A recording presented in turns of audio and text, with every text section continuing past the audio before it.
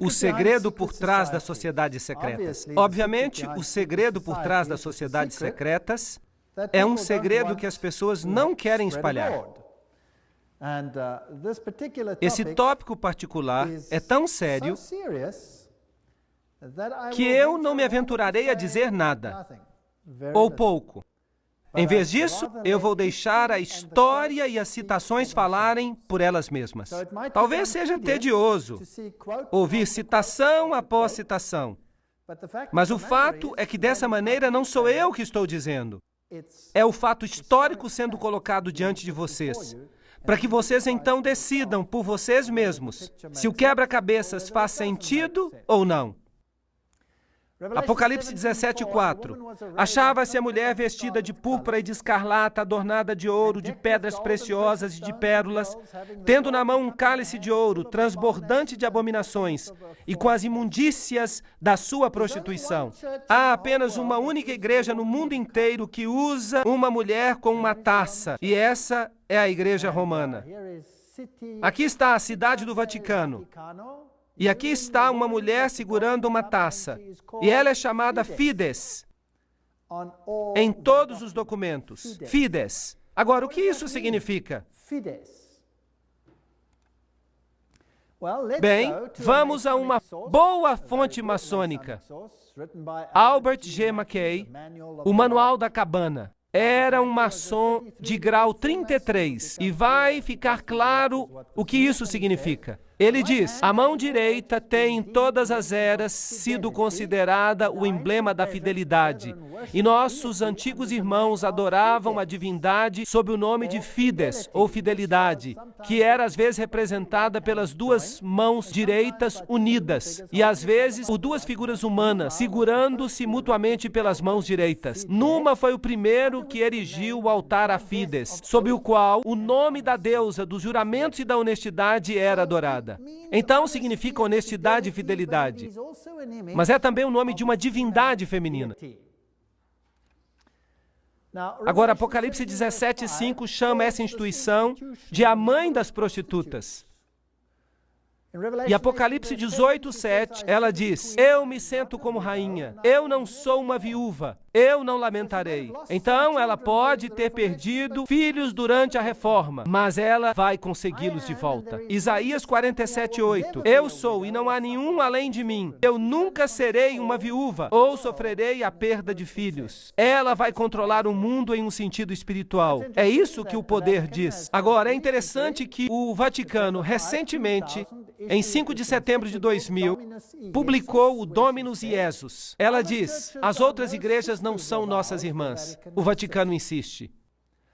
Deve sempre ficar claro que a única igreja santa, católica e apostólica universal não é a irmã, mas a mãe de todas as igrejas. O cardeal Ratzinger disse que ele é o cabeça da Inquisição. Eles não chamam mais de Inquisição. Eles agora chamam de a Congregação para a Doutrina e Fé. Mas é a mesma coisa. Ainda funciona no mesmo edifício. Agora, ela não é a irmã, mas a mãe de todas as igrejas. Isso quer dizer que todas as outras igrejas se sujeitam a ela, certo ou errado? É isso que ela diz. Em Apocalipse 13, 1-2, está escrito que o dragão lhe deu seu poder e seu assento e grande autoridade.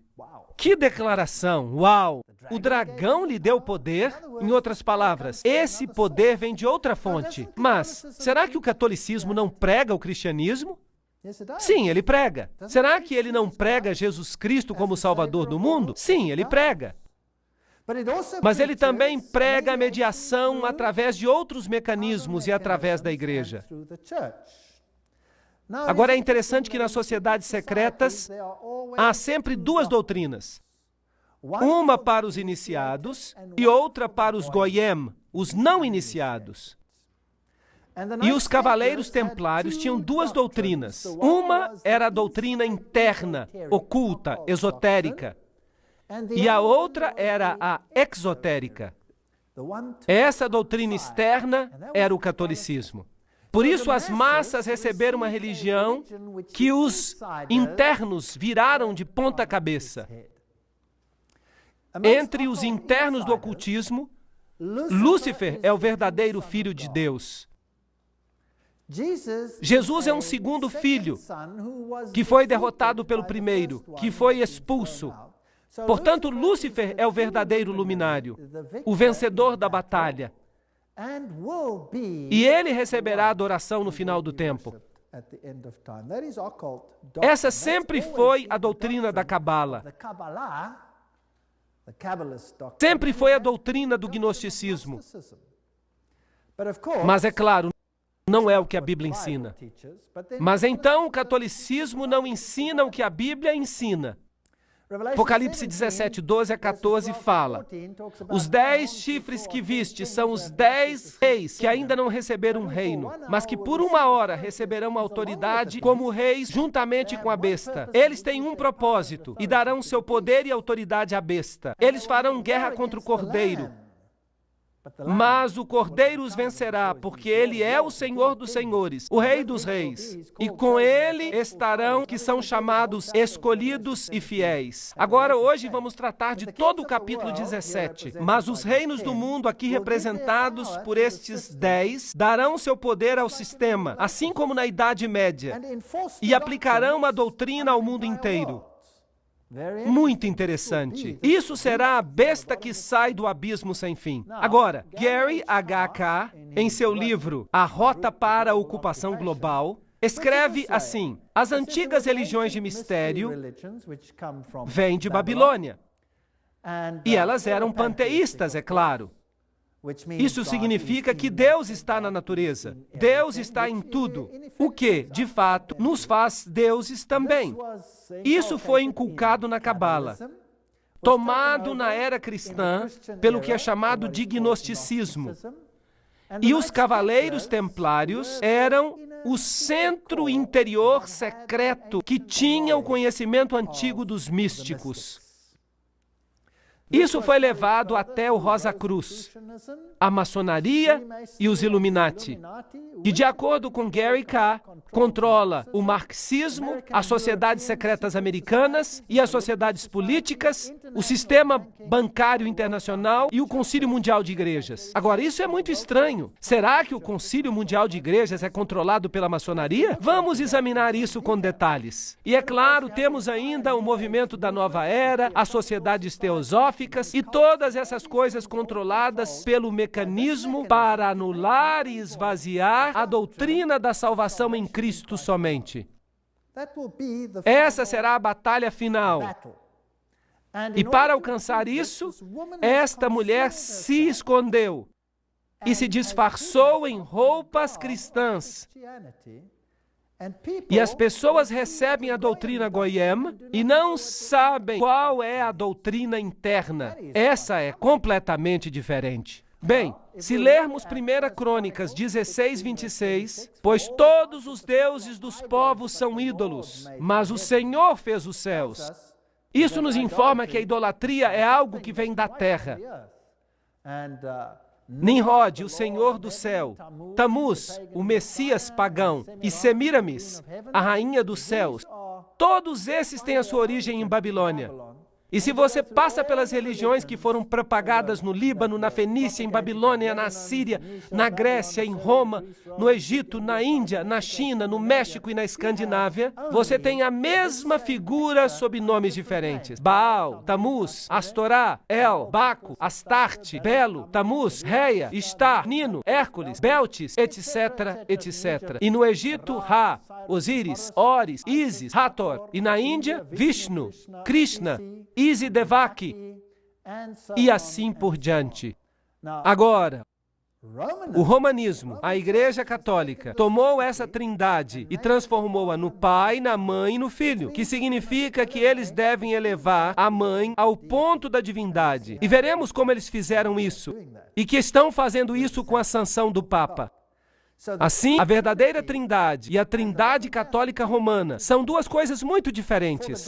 Para os Goyim, são Pai, Filho e Espírito Santo. Para o círculo interno, são Pai, Mãe e Filho, que não são nada mais do que Baal, Tamuz e Astarote, se você quer usar os nomes antigos.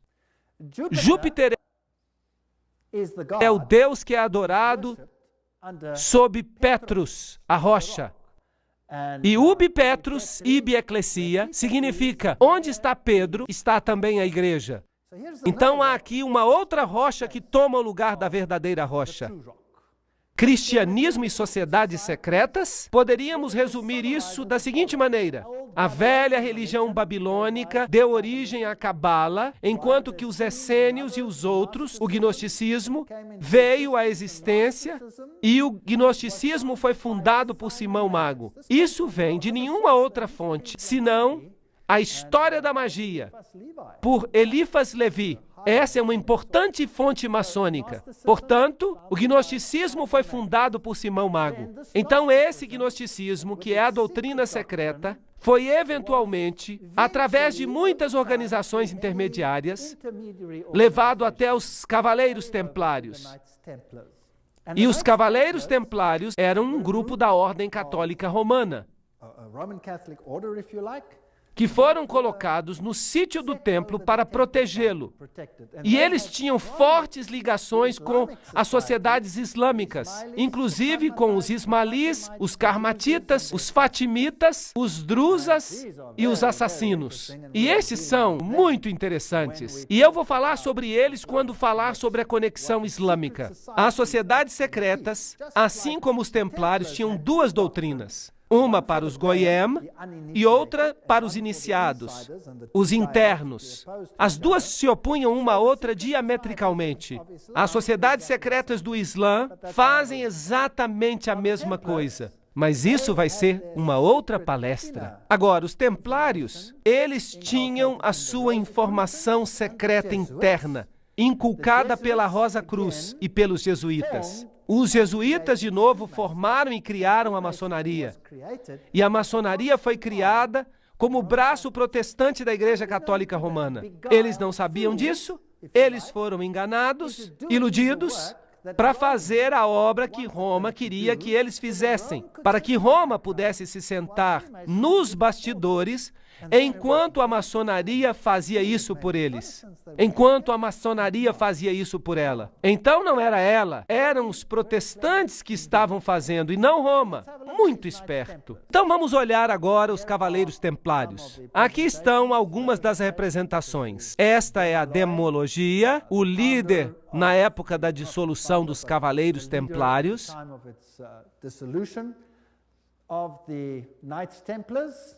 Era assim que se vestiam. Esse é um dos seus símbolos. E é um símbolo usado para muitas igrejas hoje. Sabiam disso? Muitas igrejas carismáticas usam esse símbolo. Isso é fascinante. Os testemunhas de Jeová usam esse símbolo também. Vou dar uma outra palestra sobre isso. Agora vamos olhar o que o Sr. Webster, no livro Sociedades Secretas e Movimentos Subversivos, tem a dizer sobre os templários. Nós não vamos ler tudo isso, mas se você tem o vídeo, você pode parar e ler a citação. No ano 1118, 19 anos depois do fim da Primeira Cruzada, com a derrota dos muçulmanos, a captura de Antioquia e Jerusalém. Esses grupos foram fundados e foram eventualmente estabelecidos como templários. E então receberam de presente uma casa perto do sítio do Templo de Salomão. Por isso se chamam Cavaleiros Templários. Eles se tornaram uma ordem muito poderosa e famosa que controlava as finanças do mundo. Eles eram uma elite bancária, se você preferir. E então, no ano 1128, a ordem foi sancionada pelo Concílio de Troy e pelo Papa. Era uma ordem católica romana dentro da igreja. Agora, alguns anos mais tarde, em 13 de outubro de 1307, essa ordem foi oficialmente terminada pelo rei da França, porque este havia descoberto o que eles estavam fazendo. O rei da França, Philippe le Bel, prendeu os templários, data de sexta-feira 13, outubro de 1307. E desde esse dia, a sexta-feira 13 é um dia de azar para o mundo todo.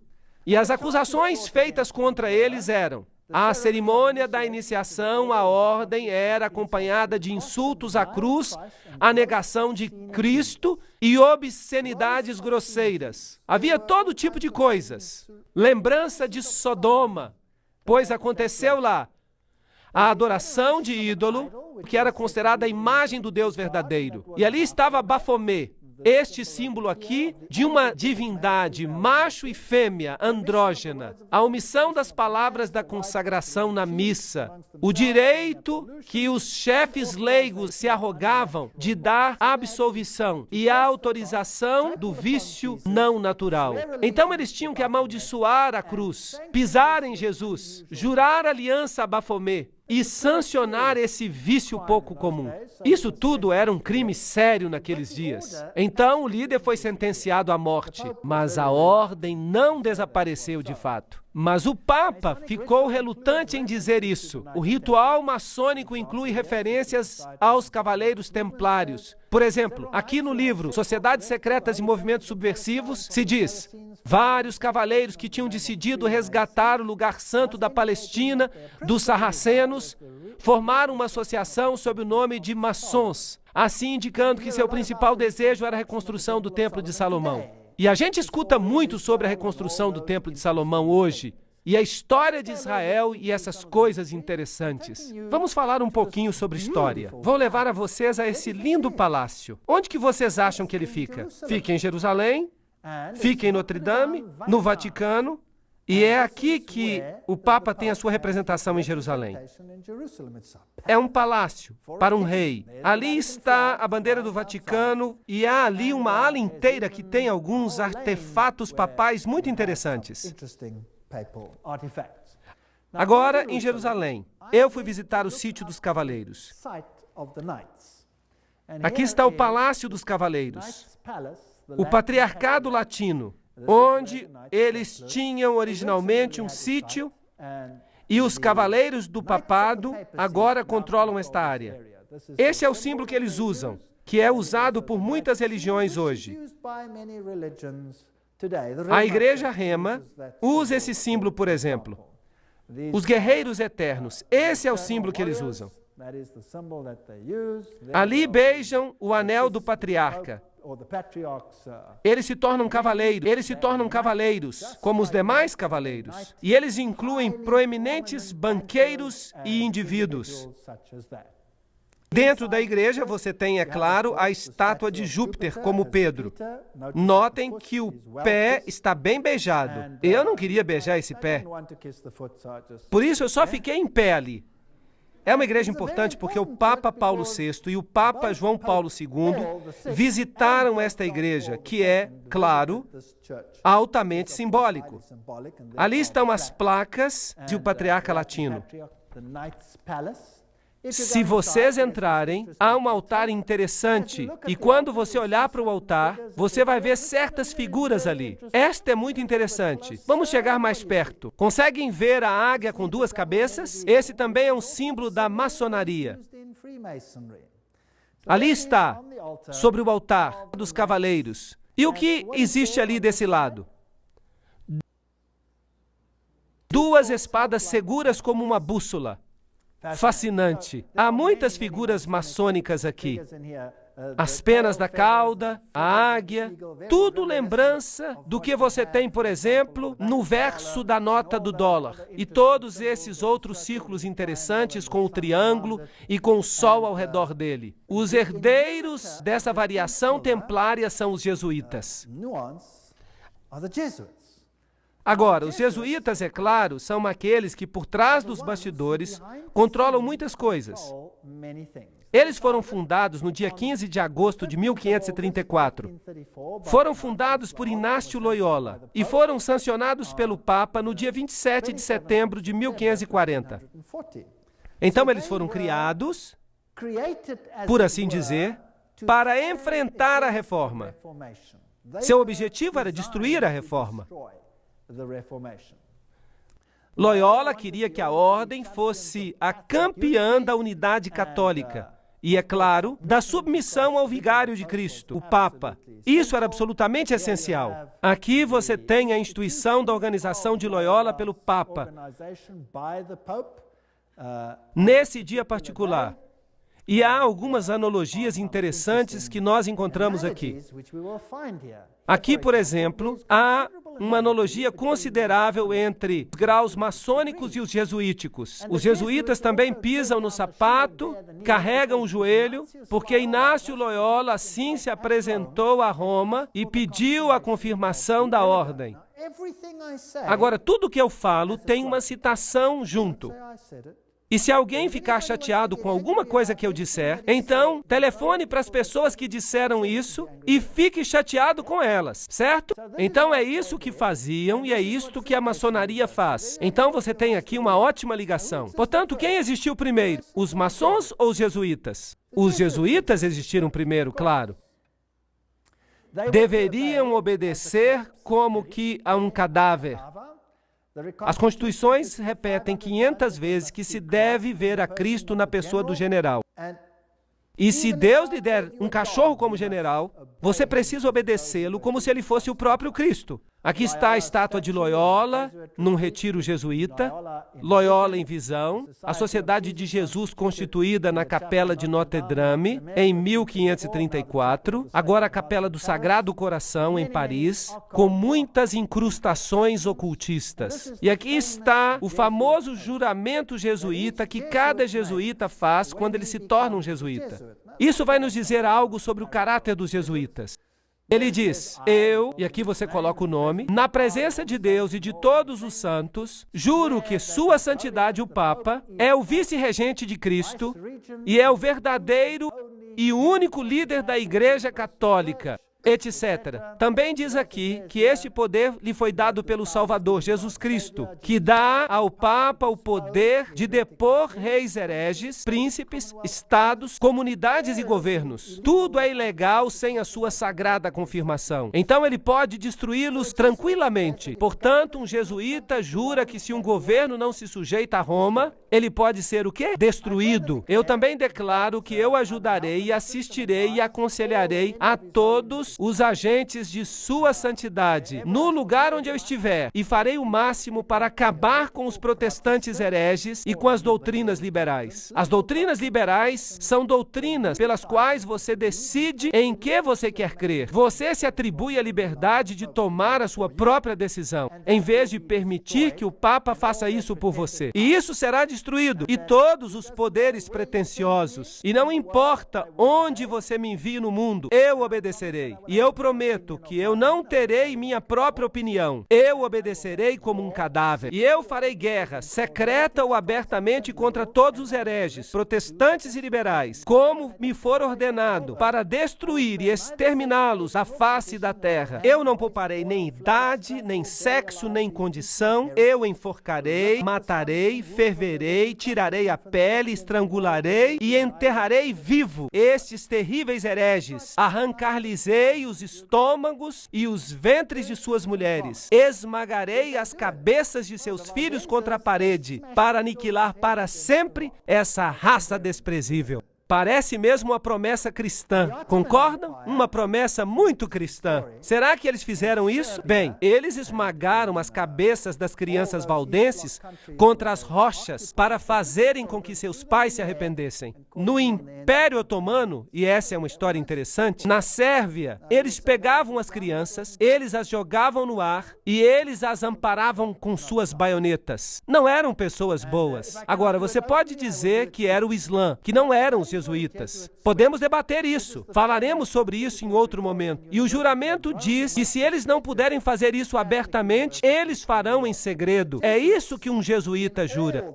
Esta é a famosa Universidade Pontifícia Gregoriana aqui em Roma, a mais prestigiosa universidade católica do mundo. Os jesuítas, em todas as suas sedes, têm essas figuras nas cavernas. Agora, no paganismo, todas as deidades saem de cavernas e têm as letras IHR HS, que realmente significam Isis, Horus, Set, isto é, a trindade egípcia. Claro que eles dizem que significa Jesus Hominum Salvator, Jesus o Salvador dos homens, mas não, significa IHS, e seu símbolo é o triângulo com o olho que vê tudo, representando essa divindade. Eles também usam o pilar, ou a estela, se você prefere. Eles têm o símbolo com o triângulo e o olho. O círculo interior, que é também o símbolo usado no movimento da Nova Era. Nós já vimos que Gary K. diz que a maçonaria controla o movimento da Nova Era e que os jesuítas controlam a maçonaria, ou a criaram. Esta é a Universidade dos Jesuítas em Praga.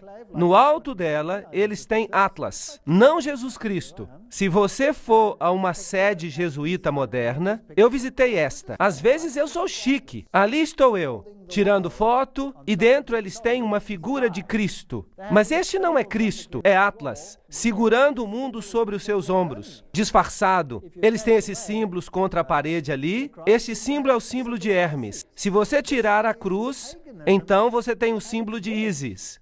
Temos aqui símbolos pagãos. Esses símbolos estão ali desde que foi construído, etc, etc. Ali, simbolismo, Maria.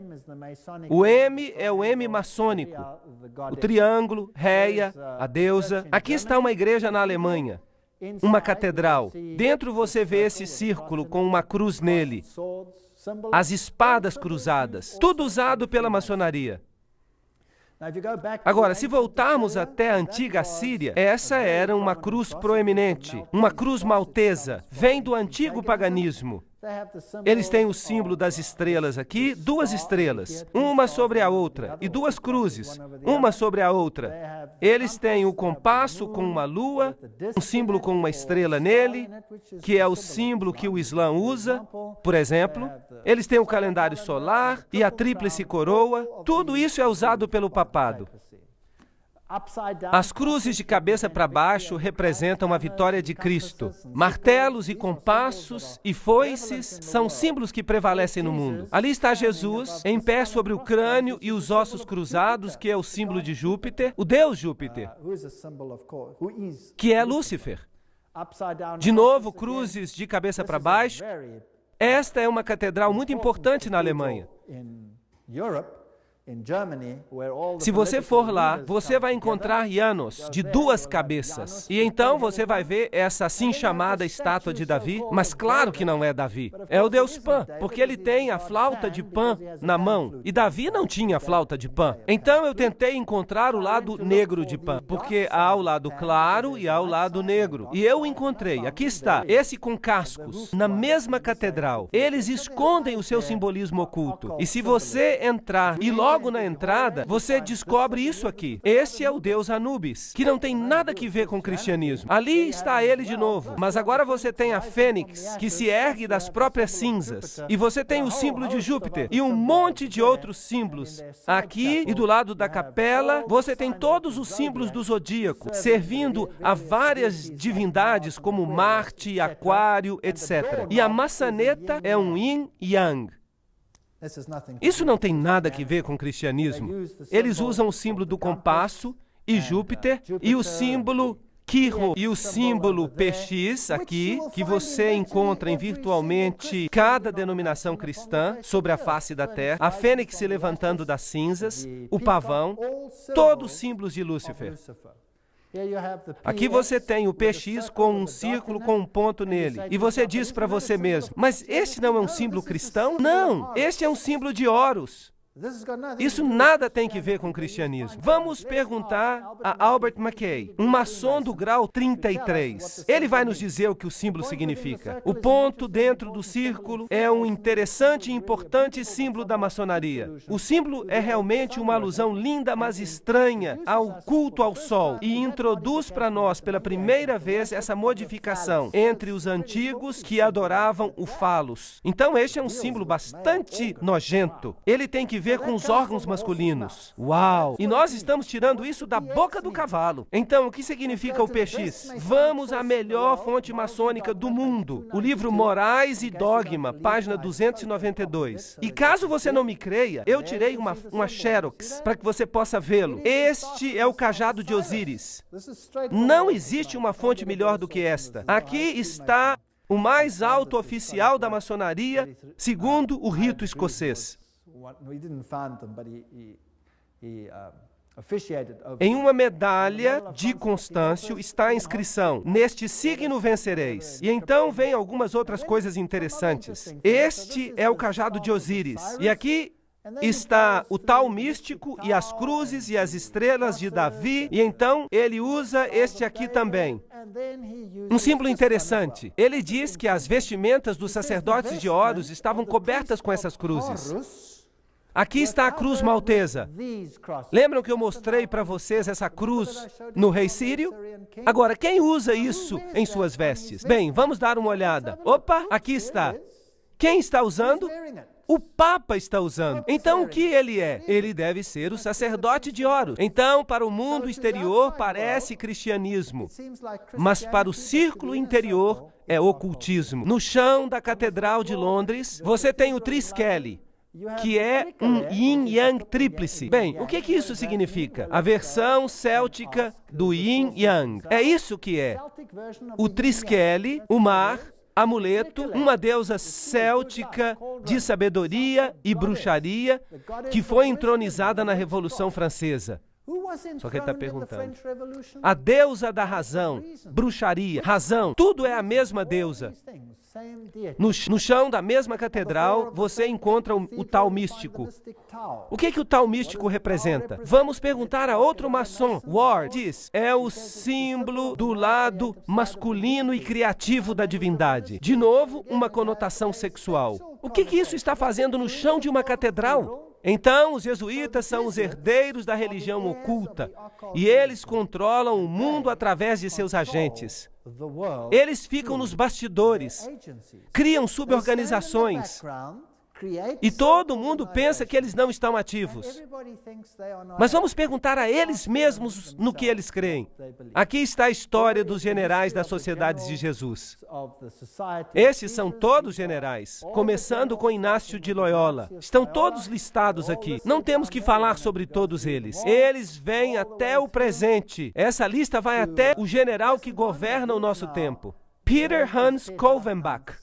Um nome bastante alemão. É interessante que os alemães são muito prominentes nisso. Peter Hans Kolvenbach é o cabeça dos jesuítas.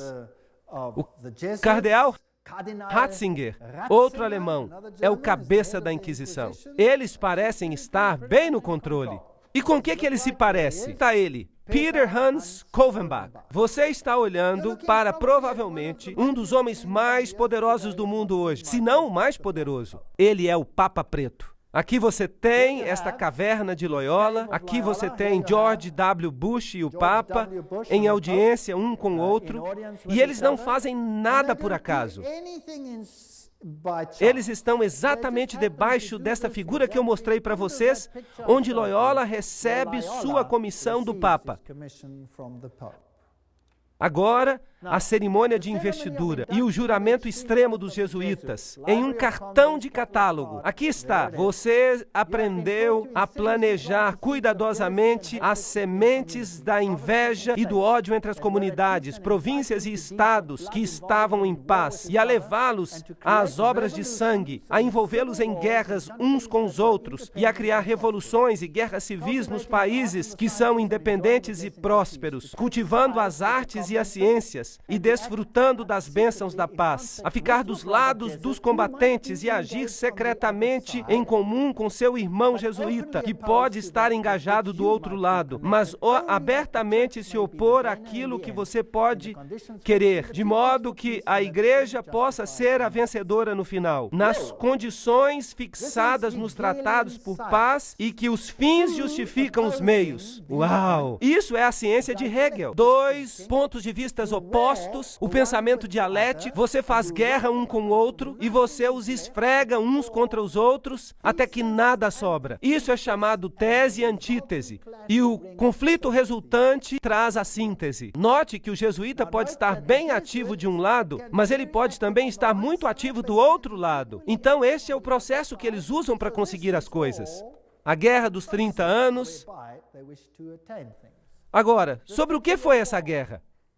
O objetivo, o alvo, era a guerra se tornasse uma guerra de aniquilação. Além disso, era possível para eles permitir que a paz fosse concluída com países, com governos rebeldes que tinham imposto uma lei que dizia que os jesuítas não mais deveriam mostrar a cara. Vocês sabiam que os jesuítas foram expulsos de virtualmente todos os países, inclusive dos países católicos, porque eles eram tão decisivos? Os reis católicos não podiam expulsá-los. Se um rei católico ousasse expulsar um jesuíta, aquele país era destruído. Católico ou não? E os jesuítas voltaram. Você pode ver isso na sua nota de dólar. Então, a responsabilidade tremenda por essa terrível guerra de 30 anos deve repousar sobre o imperador Ferdinando II e seus professores, governantes e amigos do peito, os filhos de Loyola. Tudo que eu estou dizendo são citações do livro Papado, um inimigo da liberdade civil e religiosa. Em 1550, o Papa Júlio III declarou a sua exigência de poder temporal político universal, evidenciada por esta nova moeda que ele cunhou. O seu lema dizia: a nação e o reino que não me servir perecerá. Notem que isto é uma declaração católica romana, que a nação e o reino que não servir ao papado perecerá. O que isso tem que ver com os países protestantes?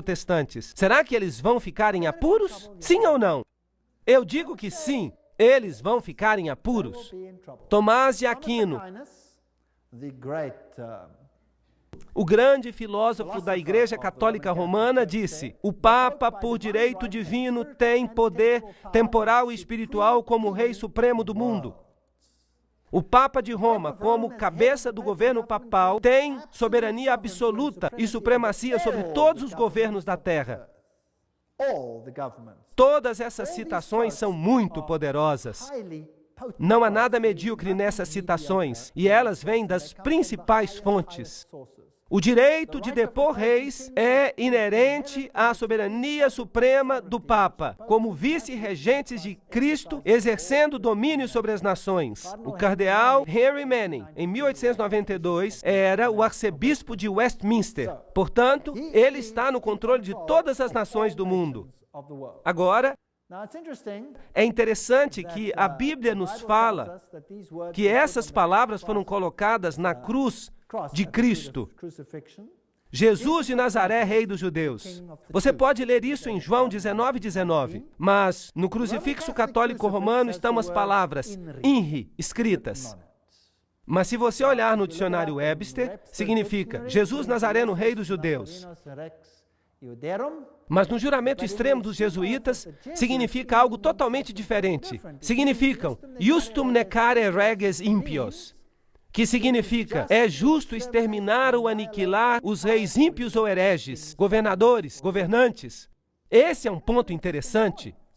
Agora, uma outra coisa que eles querem fazer é destruir o protestantismo. Nós acalentamos no fundo de nossos corações este princípio, que qualquer coisa que não nos unir deve ser destruída. E nós estamos prontos para fazer isso. Tão logo nós tenhamos os meios para, com todas as energias, aplicar esses princípios. O protestantismo já está em decadência, está afundando e perecendo. Sim, nosso destino é contribuir para a sua última agonia, marchar contra esse esqueleto quebrado e espalhar os ossos. Oh, que nós nos apressemos na dissolução com os nossos esforços fortes e unidos. E então eles escreveram: o protestantismo está se tornando decomposto, está caindo aos pedaços. Nós estamos começando a ganhar os seus homens mais importantes. Isso faz parte do plano secreto. Estes são os piores dos católicos, os inquisidores, os jesuítas. Eles são simplesmente o exército romano pela soberania terrestre do mundo no futuro, quando o pontífice de Roma será o imperador. Será como um feudalismo universal e eles serão os mestres. Isso está sendo planejado. Isso é o que representa. Eles talvez nem acreditem em Deus. Do livro Os Irmãos Karamazov. Tudo isso são citações. O general dos jesuítas insiste em ser o mestre, o soberano dos soberanos. Onde quer que os jesuítas entrem, eles serão os mestres, custe o que custar. Sua sociedade é, por natureza, ditatorial e, portanto, ela é o inimigo irreconciliável de toda autoridade constituída. Do livro 50 anos da Igreja de Roma, escrito pelo padre Chiniquy. O próprio Inácio Loyola diz: o poder do general será sem limites. Tudo o que ele achar necessário para honrar a Deus, ele terá mesmo poder de mandar voltar ou mandar em outras direções aqueles que vêm diretamente dos papas. Então esta é uma ordem poderosa. Friedrich von Hardenberg disse: nunca antes na história do mundo houve uma sociedade assim. O próprio Senado romano não fazia tramas para dominar o mundo com grande certeza de sucesso. Eles querem o domínio mundial com um Papa entronizado como único governante.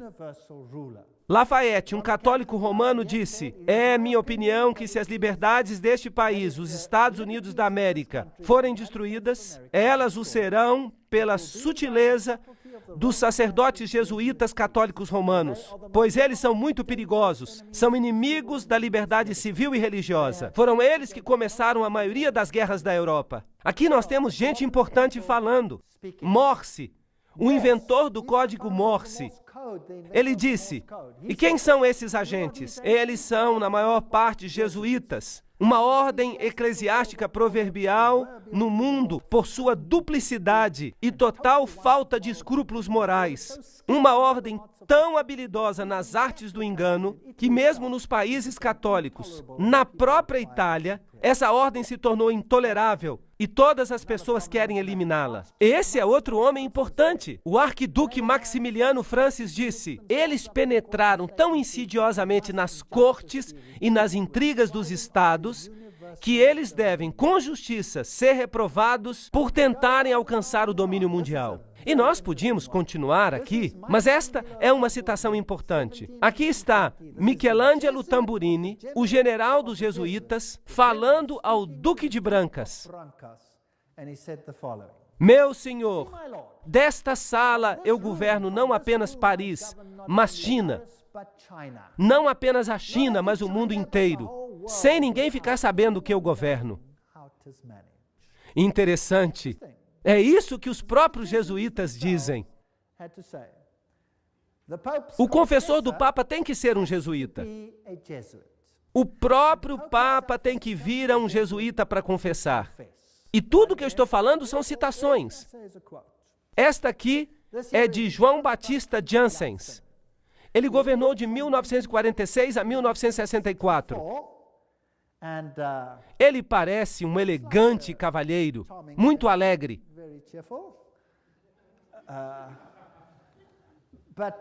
Não obstante, vejam esta fotografia que foi tirada do Saturday Evening Post em 1959. E aqui está o que ele comanda. E nós vamos falar dessas coisas na próxima palestra. Ele controla as seguintes sociedades secretas: a Ordem Militar Soberana dos Cavaleiros de Malta. Então é ele quem manda nos Cavaleiros de Malta. A loja maçônica Shriner, segundo o rito escocês. A Ordem dos Illuminati. Os Cavaleiros de Colombo. Os Cavaleiros da Ku Klux Klan. Benai Berit, a Nação do Islã e seu exército particular chamado os Frutos do Islã, a Comissão da Máfia, o Opus Dei, junto com várias outras irmandades menores. Então cada uma dessas seitas secretas, cada uma dessas sociedades secretas é controlada pelos jesuítas. E como eles as controlam? Qual é seu objetivo? E quem é membro, por exemplo, dos Cavaleiros de Malta? E quem hoje é membro dos Cavaleiros de Colombo? Quem é membro do B'nai B'rith? Quem controla os frutos do Islã? Quem controla a Opus Dei? Quem controla Skull and Bones? E todas as outras sociedades secretas? Qual é sua agenda? É isso que precisamos descobrir. Lembrem-se que Roma quer recuperar domínio total. E se eles são o centro da teologia templária, então eles querem controlar o mundo para o dragão, não para Jesus Cristo. O dragão lhes deu seu poder e seu trono e sua grande autoridade. Isso é assustador.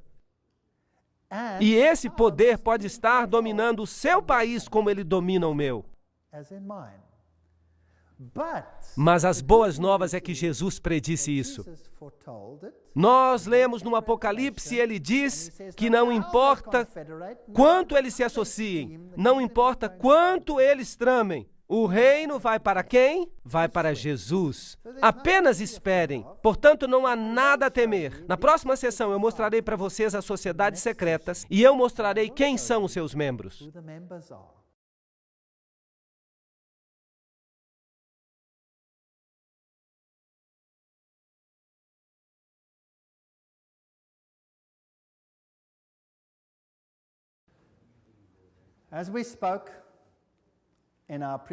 Como falamos na sessão anterior, este é João Batista Jansen, um dos maiores generais da Sociedade de Jesus. Ele foi seu líder de 1956 a 64 e ele dirigiu a Ordem de Malta, a loja maçônica Shriners, a Ordem dos Illuminati, os Cavaleiros de Colombo, a Ku Klux Klan e todas as sociedades secretas que estão sob o domínio dos jesuítas.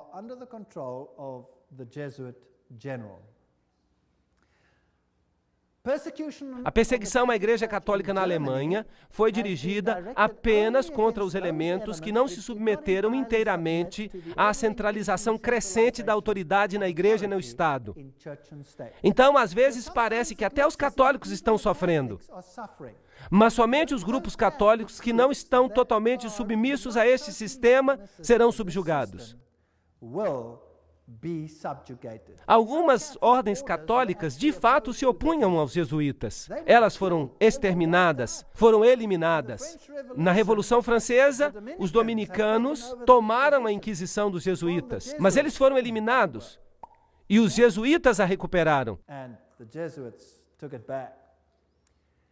Seu objetivo era e ainda é destruir os efeitos da reforma e reestabelecer o Sacro Império Romano da nação alemã.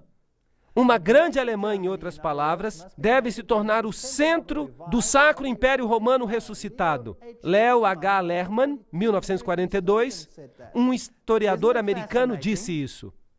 É fascinante que o presidente da Rússia, ou um presidente da Rússia, melhor dizendo, e muitos líderes políticos receberam a garantia que a Alemanha desempenhará um papel importante na nova Europa de hoje. Não é também fascinante que foi um padre jesuíta, o padre Stempfel, e não Hitler que escreveu Minha Luta? De fato, você pode lê-lo, próprio livro Minha Luta. Agora, a SS usava este símbolo do crânio e dos ossos cruzados. Que isso era símbolo? Vocês se lembram?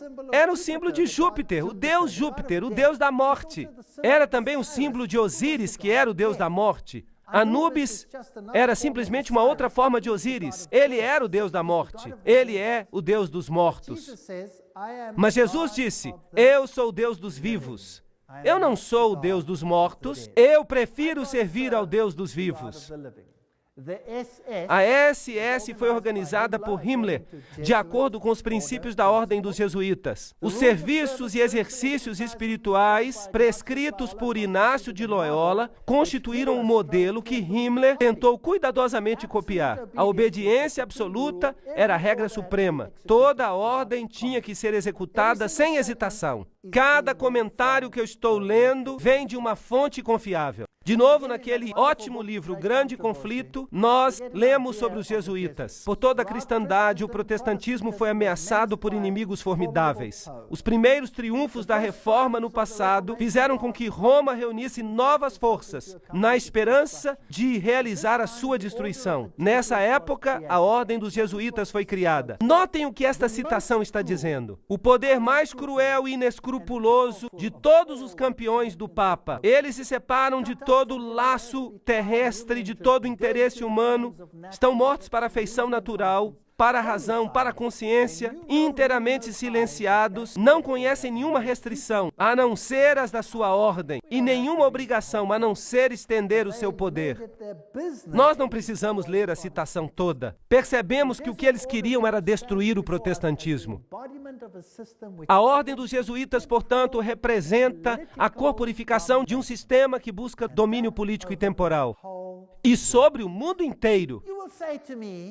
Você pode me dizer, a China não se sujeitará.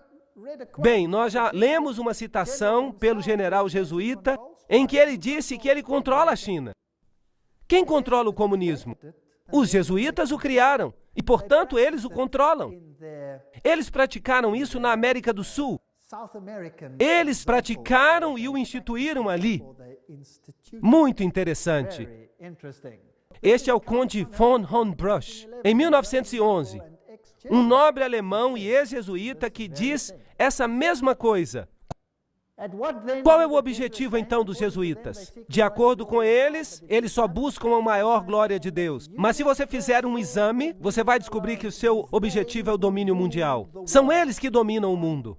Uma citação após a outra. Além disso, o Papa tem milhares de agentes secretos no mundo inteiro. Eles incluem os jesuítas e os cavaleiros de Colombo, os cavaleiros de Malta, Opus Dei e outros. O Serviço Secreto do Vaticano e seus agentes de campo não ficam em segundo lugar para ninguém. Mesmo Dave Hunt, o historiador batista americano, diz isso. Então vamos dar uma olhada em algumas dessas instituições. Vamos começar pela maçonaria. O livro The Grand Design Exposed diz: a verdade é, os jesuítas de Roma aperfeiçoaram a maçonaria para que ela se tornasse a mais eficiente e magnífica ferramenta, realizando seus propósitos entre os protestantes. Agora, certamente os membros da maçonaria devem eles mesmos estar enganados. Se eles vissem isso, eles não fariam isso, certo? Bem, de fato, a ordem está sendo usada e eles mesmos estão sendo enganados. E só nos altos escalões da hierarquia da ordem, os escolhidos é que sabem. E eles são controlados pelos jesuítas de Roma. Muito esperto, para obrigar o protestantismo a fazer o que você não pode fazer abertamente, porque o próprio protestantismo disse que você é o anticristo. Então, tudo isso é interessante. Este é um castelo templário e uma igreja na ilha de Maiorca, na Espanha, e ali, de novo, você tem a águia de cabeça dupla, e você pode ir a qualquer igreja naquela ilha, e você vai ver a águia de cabeça dupla nos altares dessas igrejas. Como eu já disse, Adam Weishaupt foi o fundador do jacobinismo, e ele é também o fundador dos Illuminati. De uma faculdade jesuíta em Ingolstadt, saiu uma seita conhecida como os Illuminati da Bavária, fundada por Adam Weishaupt. Seu fundador nominal, contudo, parece ter desempenhado um papel subordinado, embora conspícuo na organização da seita. Vejam vocês, eles usam fachadas. Agora, aqui estão dois generais jesuítas. Este é o general Ritchie e este é o general Ledochowski. E muito interessante, este aqui, 1773 a 1814, governou durante a supressão da ordem. Agora, notem que foi o próprio Vaticano que suprimiu os jesuítas de 1773 a 1814. O que aconteceu com o Vaticano naquela época? Ele recebeu a ferida mortal, foi levado para o exílio e morreu. Não está certo? Então, quem deu a ferida mortal ao papado? Foi a própria ordem da igreja. Foi uma luta pelo poder. E ele criou nessa época os Illuminati. Foram criados por Weishaupt. E é claro, ele é também o pai do comunismo moderno. Ele que com os jacobinos realizou a Revolução Francesa. Anos depois, o general jesuíta Ledokovsky, com os seus bolcheviques, dirigiu a Revolução Russa em 1917. A mesma coisa que tinha acontecido com a outra revolução. Depois eu falarei sobre isso quando eu der uma palestra sobre as revoluções e as guerras e os ditadores, mais tarde na série. A maior autoridade francesa nos jesuítas, Edmond Paris, disse: a Revolução Russa, pela eliminação do czar, protetor da Igreja Ortodoxa, não decapitou o grande rival e ajudou a penetração da Igreja Romana? Precisamos reagir enquanto o ferro está quente. O famoso Russicum, a Faculdade Russa de Roma, foi criada em 1929 e seus missionários clandestinos levaram as boas novas a esse país cismático. 100 anos depois de sua expulsão pelo czar Alexandre I, os jesuítas tentaram conquistar o mundo eslavo. E será que o pobre mundo eslavo sofreu? Eles foram massacrados aos milhões. A história mostra o que aconteceu lá. Quando Stalin, provavelmente um dos maiores assassinos em massa de todos os tempos, fez isso. Frederico o Grande, chamado assim na Rússia, fez com que os mais elevados graus das constituições maçônicas do antigo rito fossem revividos. E ele mesmo escreveu a Constituição sob o guia do general jesuíta. A Enciclopédia da Maçonaria, de Albert G. Mackay, diz que ele mesmo fez isso. Interessante. E agora notem isso. Essa fonte é inacreditável. Aqui está Isis desvelada pelo próprio Blavatsky, o autor da doutrina secreta. Ela diz que os ritos são a geração dos filhos de Inácio de Loyola. O direito escocês e todos esses trabalharam sob as instruções do general dos jesuítas. Então, quem controla a maçonaria? Os jesuítas, não há nenhuma dúvida disso. Aqui nós confirmamos a investidura do cavaleiro templar maçom nos conselhos da dita ordem da cavalaria, e esperando e confiando que ele diminuirá para conduzir a glória de IHS, o Altíssimo e Poderoso Deus, e honrará a marca que nós recomendamos. Aqui está um ritual da maçonaria que é totalmente jesuíta. Então, os jesuítas controlam a maçonaria. Aqui está um templo da maçonaria, em Oklahoma. Aí está IHS. Este é o templo da maçonaria. É uma loja. Aí está IHS nela. Ainda, velhas senhoras, homens e mulheres nesse país que lhes dirão com solenidade sinistra que se você vir a história da maçonaria através de suas ordens, você chegará à cabeça maçônica do mundo. Você descobrirá que esse indivíduo horrendo e o chefe da Sociedade de Jesus são uma e a mesma pessoa. James Patron, historiador americano. Há muitas pessoas que dizem essas coisas. Os Cavaleiros de Malta, os maçons estão na linha de frente, enquanto os jesuítas e os Cavaleiros de Malta estão nos bastidores. Os jesuítas controlam até os Cavaleiros de Malta. Quem são eles? Bem, o seu quartel-general fica em Roma. Esses cavaleiros costumavam ficar numa ilha, e eles costumavam ser uma ordem militar. Bem, eles ainda são uma ordem militar. Eles são cavaleiros. Eles controlam o sistema bancário do mundo, a indústria dos complexos militares do mundo. Eles supervisionam o banco Chase Manhattan, com todas as suas filiais. Eles governam todos os serviços secretos, a KGB, a CIA, todas essas coisas procuram restaurar a idade das trevas. Tudo que eu estou dizendo é citação. Eu não estou falando nada de mim. Não me acuse de dizer nada. Eu só estou lendo. Quem são eles? Bem, aqui está o cabeça dos Cavaleiros de Malta nos Estados Unidos. Bem, agora ele está morto. Este é Francis Joseph, o cardeal Spellman, cardeal de Nova York. E o seu quartel-general é a Catedral de São Patrício, a Diocese de Nova York. Ali há vários.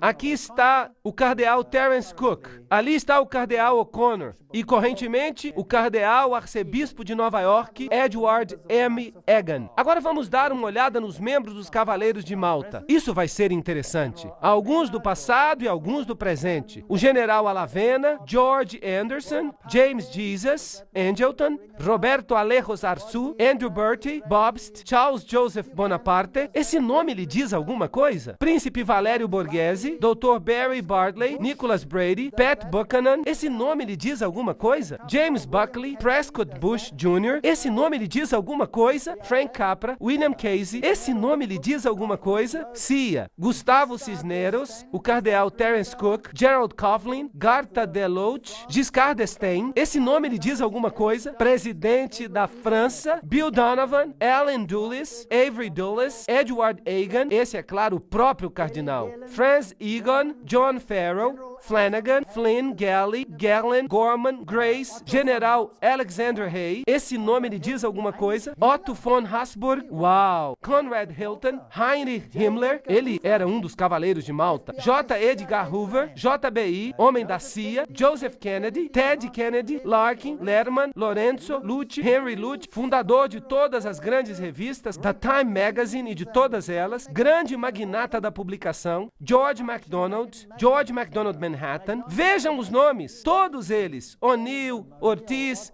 Franz von Papen, o legado que trabalhou com Adolf Hitler, Perón, Roca. A lista continua. Frank Shakespeare, Martin Shea, até mesmo Frank Sinatra era um cavaleiro de Malta. Então, são homens proeminentes que fazem parte dos Cavaleiros de Malta. E os Cavaleiros de Colombo? O fundador dos Cavaleiros de Colombo é o padre Michael McGivney. Ele viveu por pouco tempo, então ele morreu. Morreu muito jovem, aos 38 anos de idade. Ali está o emblema. E este é o seu site oficial. Você pode entrar nele e olhar. E você vai descobrir coisas fascinantes. O que é isso? Oi! Você se lembra do que é isso? Um feixe de varas que você já viu na Revolução Francesa e bem ali no Manifesto dos Direitos Humanos. O que ele é? Fásquia. E há uma garlândia ao redor dela. O que isso significa? Todo o poder pertence a um homem. Quem será esse homem? Quem os Cavaleiros de Colombo, fundados por um sacerdote católico romano, querem ver no poder? O próprio Papa. Os Cavaleiros de Colombo, fundados em New Haven, Connecticut, em 1882, já são considerados fortes, com 300 mil. Somente católicos romanos podem entrar. A iniciação ao serviço ocorre em 4 graus. Trata-se do coração e da alma da política. Você não pode entrar na política se você não tem o selo de aprovação desses camaradas.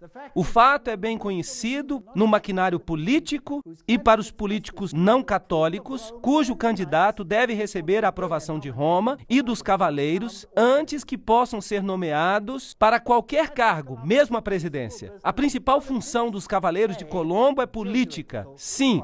Política Jesuítica, livro Uma Ameaça à Nação, de Jeremias J. Crowley. Isso foi uma citação. Essas são acusações sérias. Ali estão eles com sua fásquia. Isso vai se tornar cada vez mais claro à medida que continuarmos. E vocês percebem aonde nós estamos chegando. Pois hoje Roma considera, escutem isso, pois hoje Roma considera o regime fascista como sendo mais próximo dos dogmas e de seu interesse. Nós não apenas temos o reverendo jesuíta Padre Coughlin elogiando Mussolini na Itália como uma democracia cristã, mas sua revista oficial, que é o Civiltà Católica, esta é a revista oficial dos jesuítas, ela diz, e este é o órgão vital dos jesuítas, ela diz: o fascismo é o regime que mais corresponde aos conceitos da Igreja de Roma. Isso é assustador. Você percebe que o controle aumenta cada vez mais? Você está percebendo que isso está acontecendo? Você percebe que nós estamos sendo cada vez mais tratados como indivíduos que temos que nos ajoelhar 20 mil vezes diante de outros poderes? E há também a organização Opus Dei.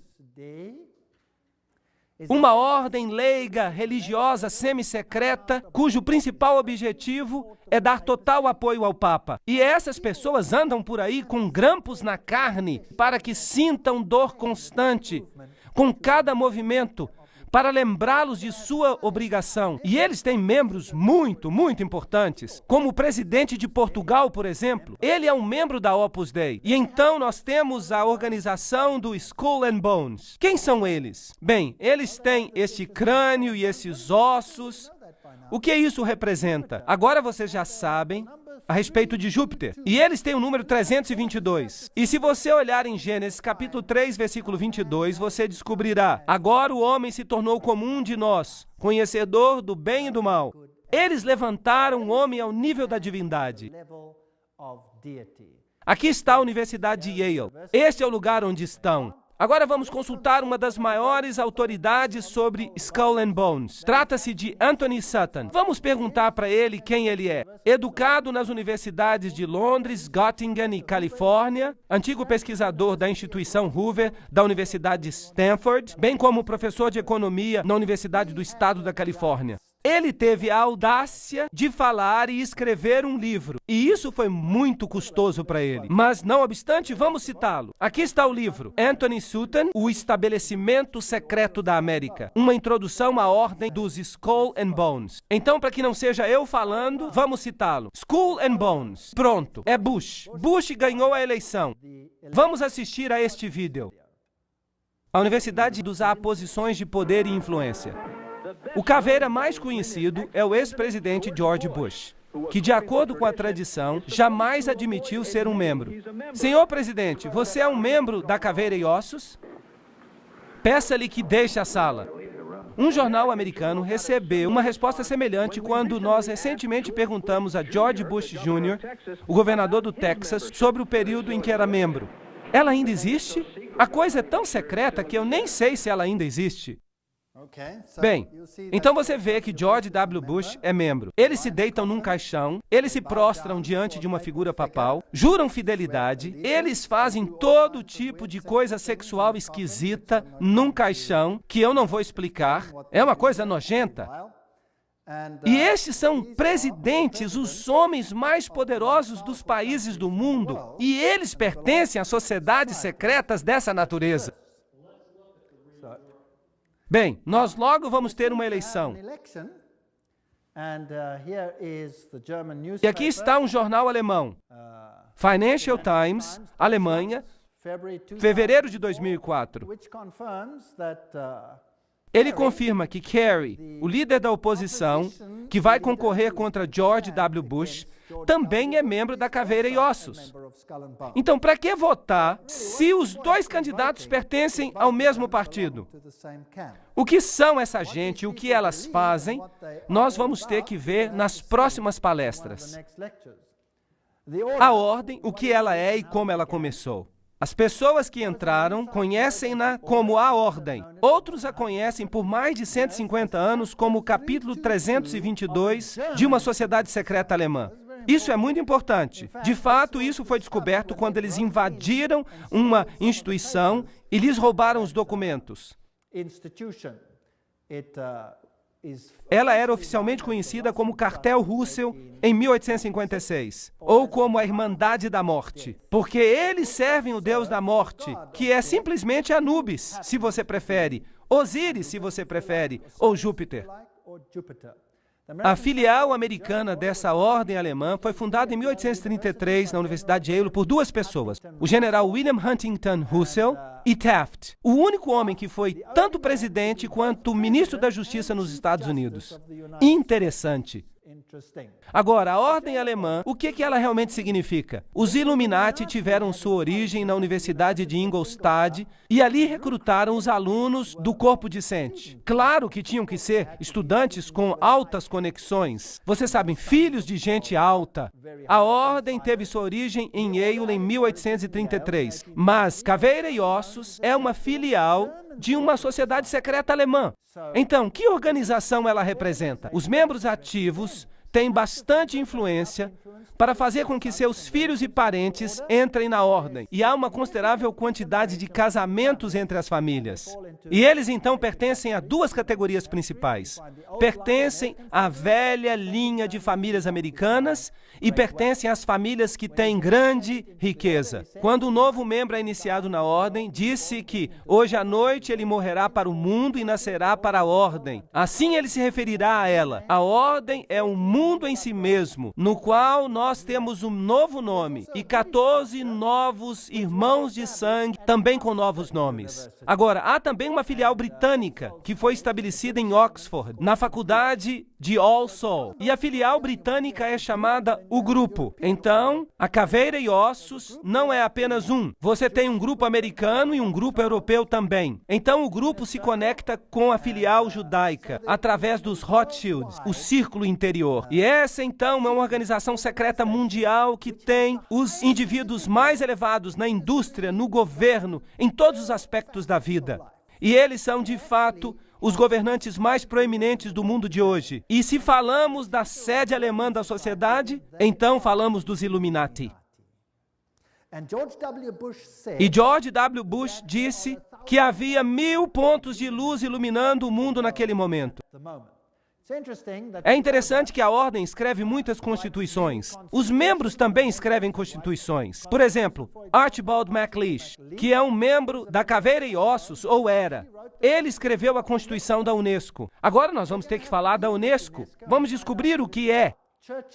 Igrejas, o Seminário Teológico da União, está sob o controle da Caveira e Ossos. Um seminário muito interessante. Nós vamos falar com mais detalhes depois.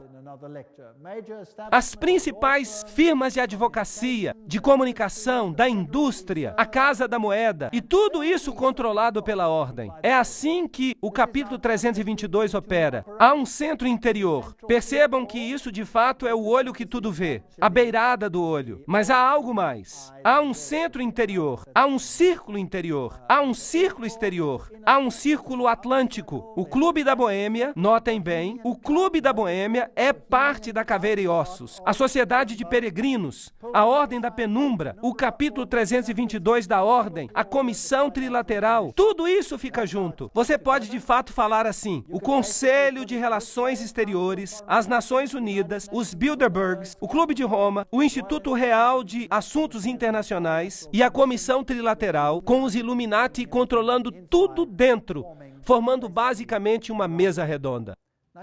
Agora vocês viram que o Clube da Boêmia faz parte do pacote. Agora, o que é o Clube da Boêmia? Bem, aqui está a Gruta da Boêmia. A edição de 2 de agosto de 1982 da Newsweek relatou, e aqui está uma outra citação: o acampamento de verão mais prestigioso do mundo, a Gruta da Boêmia, está agora funcionando 75 milhas ao norte de São Francisco. Fica numa floresta, é uma fortaleza, mas, estranhamente, a gente consegue penetrar mesmo em fortalezas. E um jornalista disposto conseguiu entrar. Os 2.700 acres furiosamente guardados é uma extensão de campo do Clube da Boêmia, uma instituição ultra exclusiva somente para homens de São Francisco, à qual o presidente republicano desde Herbert Hoover pertence. Isto é apenas uma citação. Esta é a cerimônia da Gruta da Boêmia, que foi fotografada, que foi filmada. Claro que estava escuro, muito secretamente por um jornalista que causou a maior confusão. Agora, você consegue ver pouca coisa neste slide. Então, eu vou explicar para você o que está acontecendo. Nesta floresta, os homens aparecem nus. Nus! Eles têm que andar pelados. De fato, alguns membros deixaram a sociedade porque eles estavam cansados de caminhar nus. Agora, imaginem, todos os presidentes dos Estados Unidos foram membros da Gruta da Boêmia.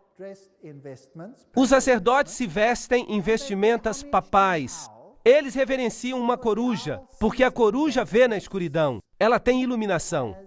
Eles adoram a natureza. Eles dizem: a beleza nos envolve agora, e nós a adoramos. Esta é a natureza. É culto à natureza. E eles honram a coruja e se prostram diante dela. Essa é a pior forma de paganismo.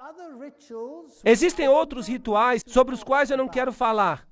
Eles acontecem entre esses homens pelados. E se vocês lerem suas Bíblias, vocês vão descobrir que aqueles que adoravam em grutas eram chamados de pervertidos. Eles eram pessoas de alta posição e estavam entre os mais altos da sociedade. E periodicamente vinha um bom rei e fazia uma limpeza, mas então eles voltavam ao poder. Este é o culto à natureza, este é o culto a Pan, este é o culto a Lúcifer, e os presidentes do mundo são membros. Vamos agora ver o vídeo da Gruta da Boêmia.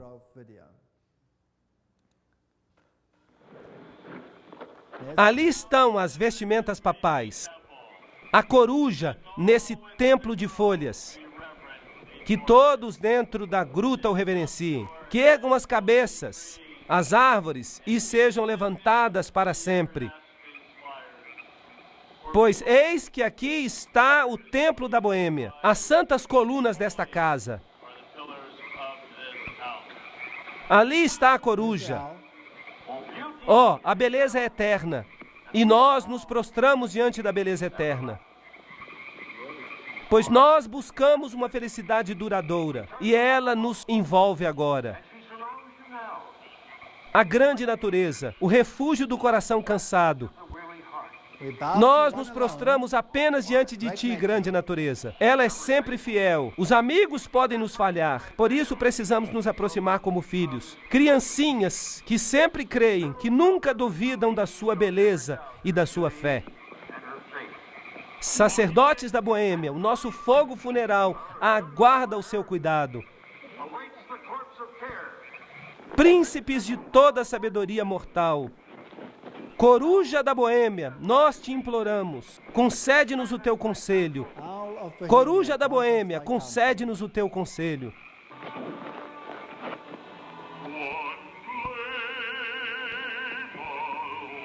Bem, isso é só a parte do ritual que mostra que é culto à natureza. Culto condenado pela Bíblia.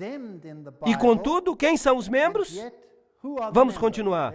Este é um artigo em Mother Jones, de 18 de agosto de 1981, volume 6, página 28, e relata quem são os membros proeminentes. Por exemplo, George P. Schultz, Stephen Batchel, Gerald Ford, Henry Kissinger, William Buckley. Você pode imaginar todos eles andando pelados e adorando uma estúpida coruja?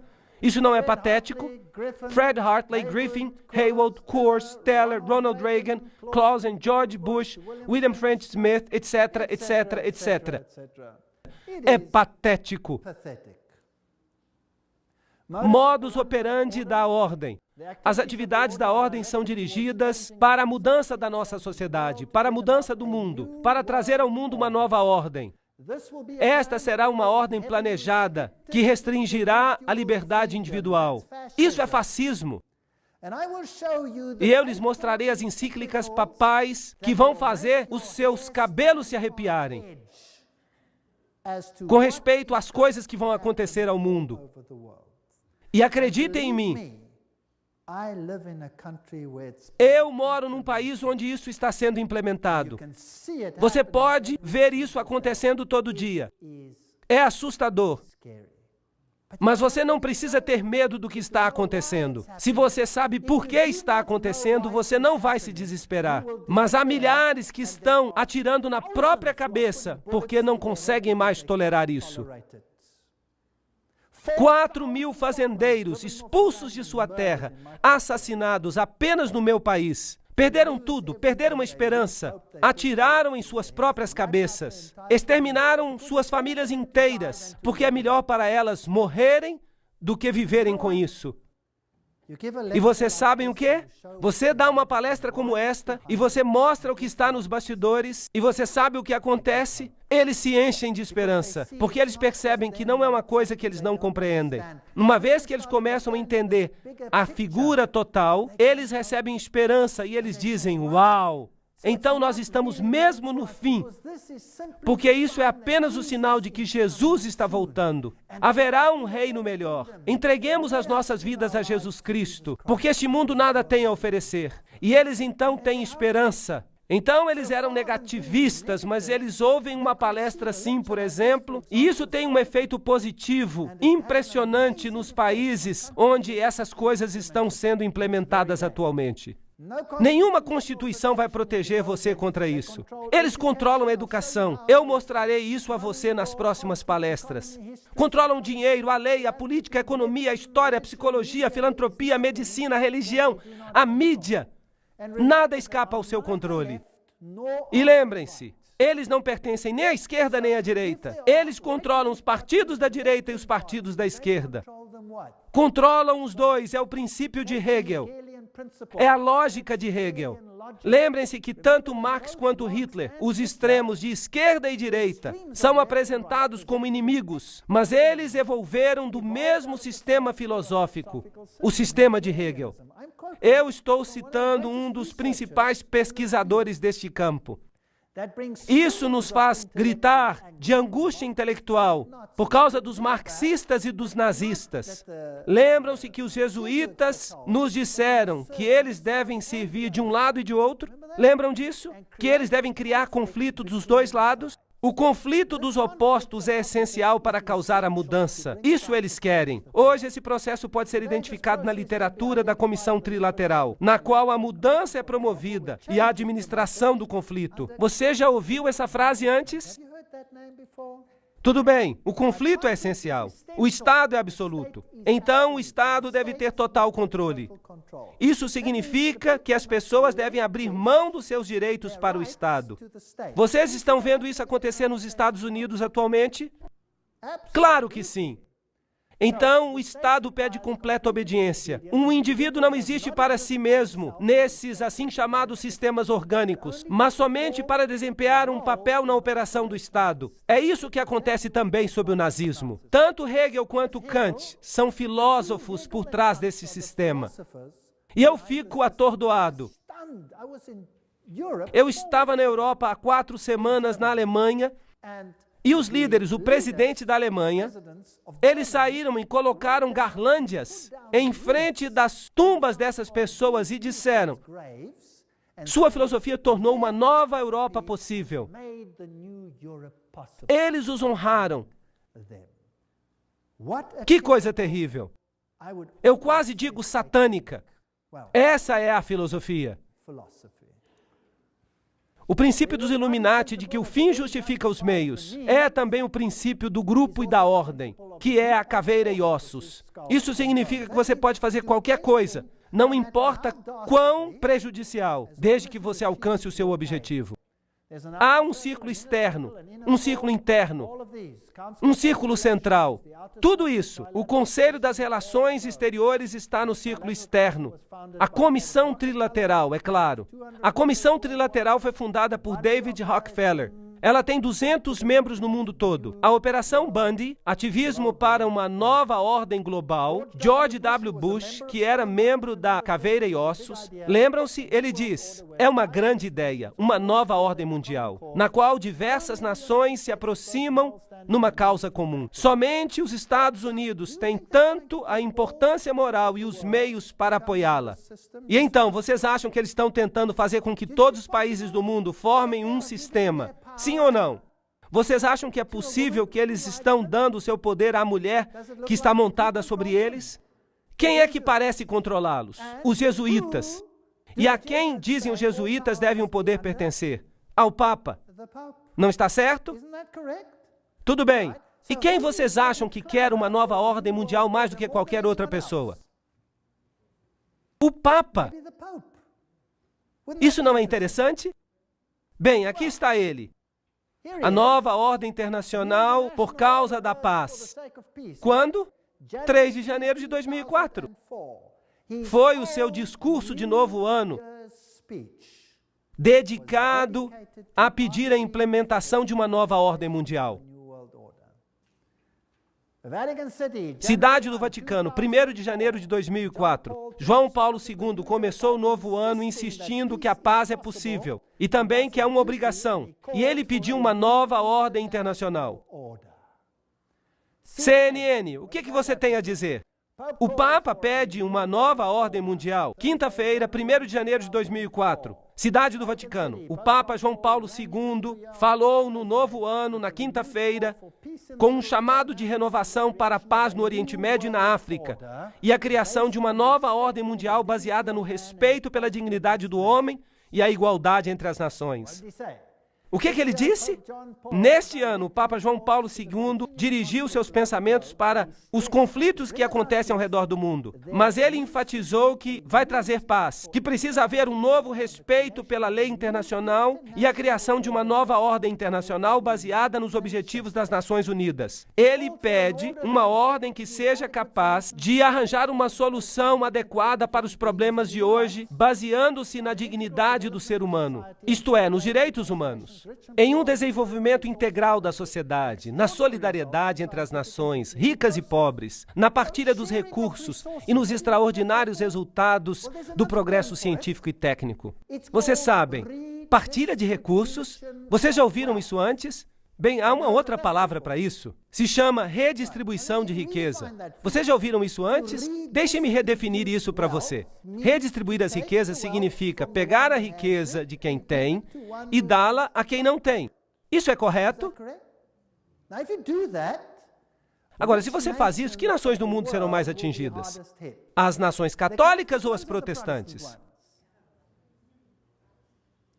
As nações protestantes são as nações ricas.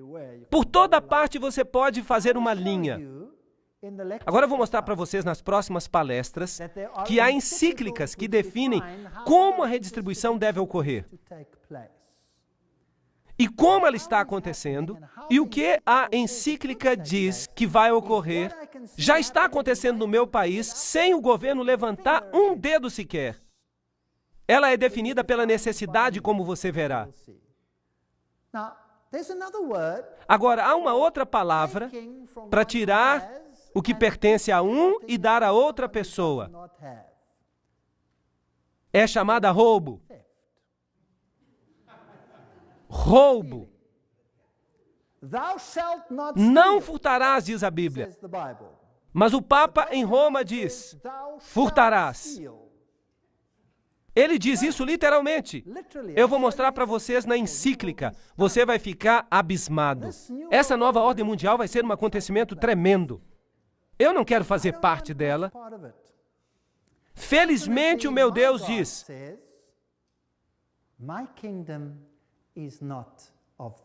o meu reino não é deste mundo. Se fosse, eles lutariam por mim. Mas não é deste mundo. O meu reino é lá de cima. Você deve colocar os seus tesouros lá. Você deve colocar o seu coração lá. E porque eu vivo onde eu vivo, eu consegui me libertar daquilo que eu ganhei. Porque eu sei que ele não significa nada. Vocês sabiam que no meu país, se você sair de férias e você se demorar, quando você voltar, a sua casa já está ocupada e você não pode expulsar os invasores, mesmo que a casa seja sua. Vocês sabiam disso?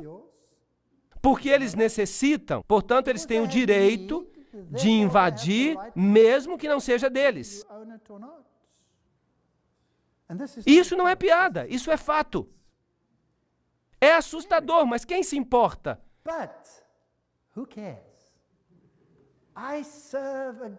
Eu sirvo a um Deus que prometeu coisas maravilhosas, mesmo coisas temporais, àqueles que o servem. Promessas maravilhosas. Vou preparar-vos um lugar, e eu voltarei, e vos levarei para que estejais onde eu estou também. Na casa do meu pai há muitas moradas. Eu irei. De fato, não significa moradas, significa mansões. Deus preparou coisas que fariam com que as coisas deste mundo se tornem insignificantes. Então que eles tenham o seu reino, que eles tenham a sua diversão, porque o meu Deus diz que este mundo vai acabar e que o reino de Deus reinará para sempre. Por favor, não percam as próximas palestras. Nós entramos na montanha russa, que vai nos levar a lugares maravilhosos. Obrigado por terem vindo.